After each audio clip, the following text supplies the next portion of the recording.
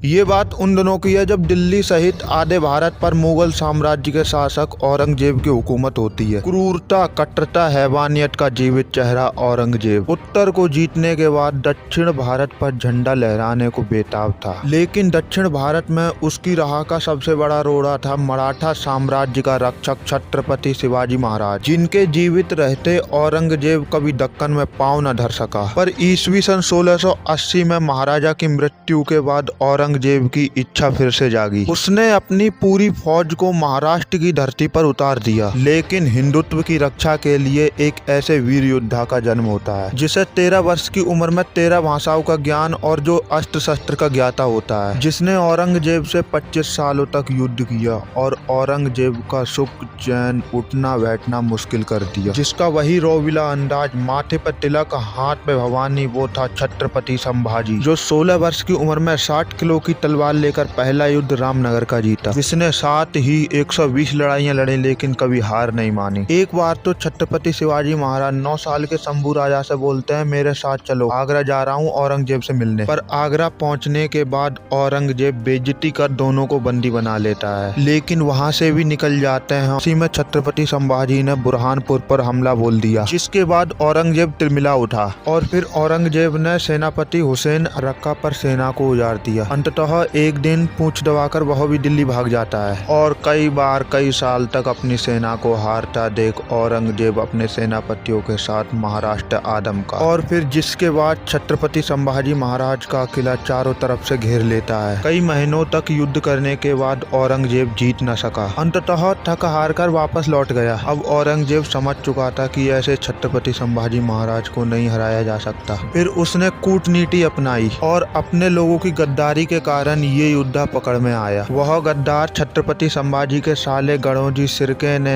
औरंगजेब को गुप्त मार का भेद बताया। तब छत्रपति संभाजी महाराज अपने मित्र कवि कलश के साथ संगमेश्वर के गांव में थे। मौके का लाभ देखकर औरंगजेब ने कवि कलश के साथ इस वीर योद्धा को बंदी बनाया। खुम्मस खाया हुआ औरंगजेब इस वीर योद्धा को इतनी बुरी मौत देता है जिससे मृत्यु के देवता भी घबरा जाएं। उल्टा कर आंखें फोड़ दी। एक बार फिर से पूछता है औरंगजेब की मेरी बात मान ले, राज करेगा पूरी दुनिया पे। पहली बात, वो धन का पता बता दे कि वो धन कहाँ रखा है। दूसरी बात, इस्लाम को कबूल कर ले। लेकिन उस वीर योद्धा ने कभी हार नहीं मानी, जिससे गुस्से में आकर औरंगजेब ने उसके हाथ काट दिए और पैरों के नाखून निकाल दिए और उंगली भी काट दी। हार न मानने के कारण औरंगजेब ने टुकड़े टुकड़े कर दिए। उसके बाद में औरंगजेब कहता है कि तेरे जैसा कोई मेरा बेटा होता तो मैं पूरी दुनिया पर राज करता, पूरी दुनिया को मुगल साम्राज्य बना देता। गाइस, वीडियो पसंद आई हो तो वीडियो को कर दीजिए लाइक। तब तक के लिए बाय बाय।